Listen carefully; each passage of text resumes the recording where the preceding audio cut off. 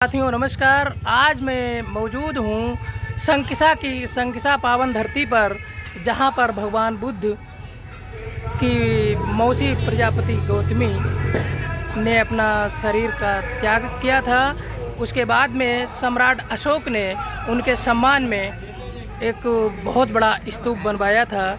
हमारे साथ मौजूद हैं माननीय सुशील शाक्य जी। मैं उनसे आपको जानकारी दिलवाता हूँ क्या सत्यता है इस यहाँ के बारे में। तो आइए जी, माननीय सुशील जी, यहाँ की प्राचीनता के बारे में आप हमारे दर्शकों को बताएं कि हकीकत क्या है। ये भारत के पुरातन संस्कृति से जुड़ा हुआ मामला है, आप बताएं हमारे दर्शकों को। देखिए, जब कलिंगम ने, जो उनके बहुत बड़े शुभचिंतक थे जी, वेदता थे, उन्होंने अपने सूत्रों से इसका पता लगाया। ठीक जब ठीक से पता लग गया तो उसके बाद में इसकी खुदाई के लिए, क्योंकि ये आगरा मंडल में लगता है, तो पुरातत्व विभाग की टीम ने, केंद्रीय टीम ने इसकी खुदाई की। जहां उनका अनुमान था, उस खुदाई में ये आप देख रहे हैं, ये अशोक स्तंभ का टॉप पार्ट मिला। ये गज स्तंभ है, ये गज है ऊपर जी। और इस सूंड पार्ट जो है ना बहुत नाजुक होता है, तो खुदाई में या टूटा गया हो, टूट गया हो, या फिर ऐसा भी हो सकता है जी कि किसी भी तरह से इसको पहले डैमेज किया गया हो। जी। तो चूँकि जो हाथी की सूंड होती है वो इस फॉर्म में मिला है। आप देखेंगे आप जूम करके देखिए, इसका जो नीचे का पार्ट है वो भी डैमेज है। तो मेरा अनुमान है कि खुदाई कराते समय औजार जो है ना लग गए होंगे। और दूसरी संभावना ये है कि ये पहले ही से क्षतिग्रस्त हो। ये भी अनुमान है कि ये इसका जो नीचे का पार्ट है, ये तो टॉप पार्ट है, वो किसी जगह पर दबा हुआ हो, या उसको विध्वंसकारी ने खंडित करके कहीं दूसरी जगह फेंक दिया हो ताकि वो मिले ना। तो इस तरह से इसको ऐसे गज स्तंभ आपको मिलते रहेंगे, और वो स्तंभ मिलेंगे आपको भारत के विभिन्न क्षेत्रों में। गज स्तंभ है, कहीं पर बैल स्तंभ है, कहीं पर जो है ना लॉयन स्तंभ है। लेकिन ये गज स्तंभ की इसकी विशेषता होती है। तो आप देख रहे हैं कि बहुत सारे टूरिस्ट आते रहते हैं, अभी आपने देखा है ना, और बहुत विदेशी लोग जो है ना आते हैं और इस पावन भूमि को नमन करते हैं और बुद्ध को याद करते हैं, बुद्ध के देशना को याद करते हैं। और हम सबका, क्योंकि बुद्धिस्ट जो भी ग्रुप है, समुदाय है और बुद्धजन हैं, सभी से अनुरोध है कि जब भी समय मिले तो इस पावन भूमि पर आएँ और इस प्राचीनतम अशोक स्तंभ का, गज स्तंभ का, और यहाँ पर पुण्य का लाभ लें। जी, सब मंगल। बहुत अच्छी जानकारी दी आप।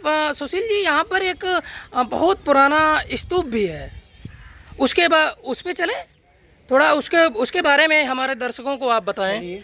तो यही वो स्तूपा है जो सम्राट अशोक महान ने बुद्ध की जो मौसी प्रजापति गौतमी थी, उनके सम्मान में बनवाया था। तो सुशील जी, इसकी प्राचीनता के बारे में हमारे दर्शकों को बताएं। और यह टीला जो है काफ़ी विवादों में रहता है, इसका मूल कारण क्या है? देखिए, जो मेरे पीछे आप भव्य टीला देख रहे हैं, ये एक अनुमान लगाया सकता है एरा में, उस एरा में बना, अशोका काल में बना। लेकिन ये स्तूप नहीं है। मैं आपको जानकारी दूं, ये स्तूप नहीं है, ये अचल चैत्य है। चैत्य है इसको, चैत्य जो चैत्य की पूजा होती है, जी जी, बौद्ध साहित्य में, दर्शन में देखा पढ़ाओ, तो ये चैत्य, अचल चैत्य। और ये भारतवर्ष में नहीं, पूरे जम्बू द्वीप में ये अनोखा एकमात्र जो है ना अचल चैत्य स्तूप है। और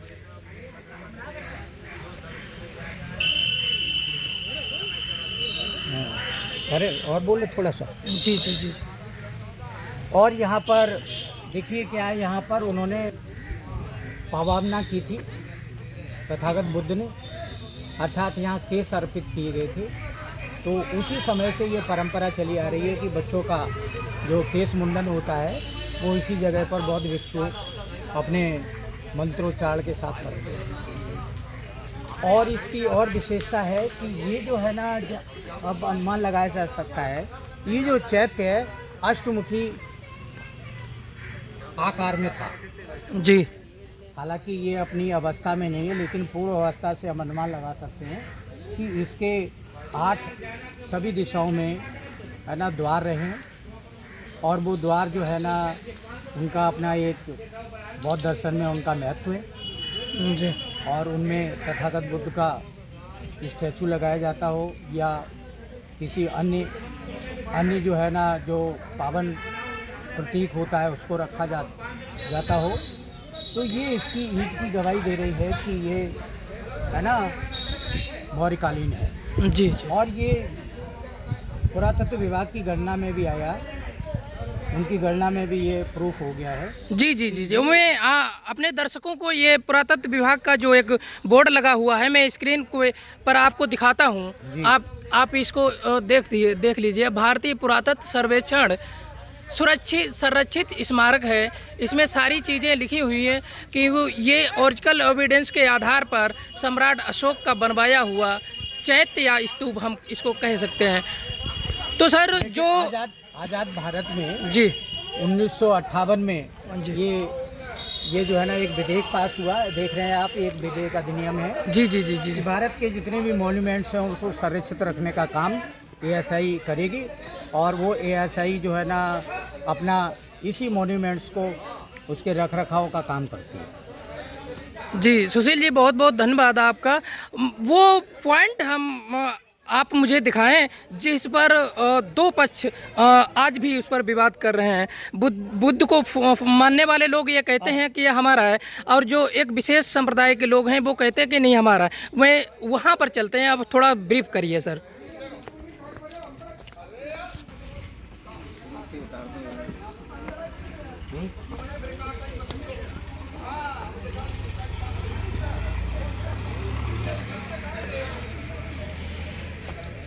ये पहन के चलो। अच्छा।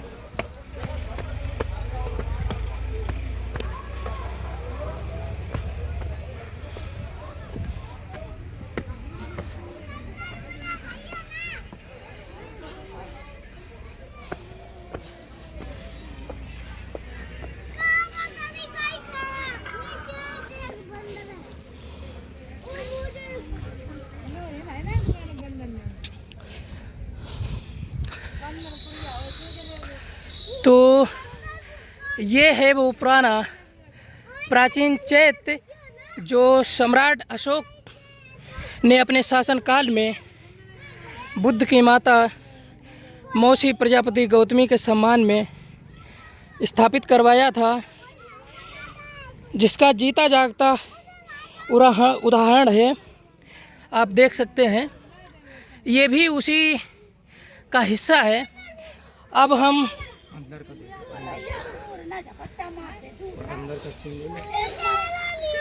आपको दिखाते हैं अंदर का स्ट्रक्चर।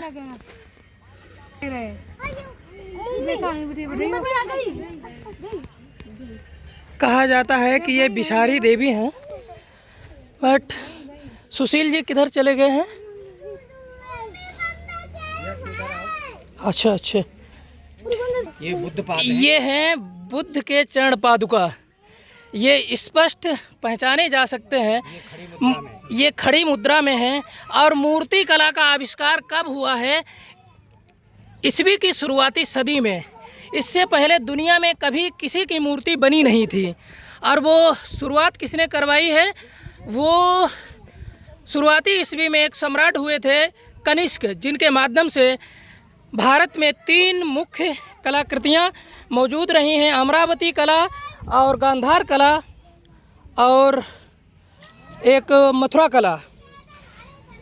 तो सुशील जी, इस पॉइंट पर जो विवाद चल रहा है इस पर आप क्या कहेंगे, बताइए। ये तो पूरे हिंदुस्तान में है और ये कोई नया विवाद नहीं है, क्योंकि कोर्ट में केस अधीन है, इसलिए इस पर ज़्यादा बात करना उचित नहीं है, जी। लेकिन फिर भी ये विवाद का विषय है। जहाँ जहाँ तथागत बुद्ध के या बौद्ध धर्म के तीर्थ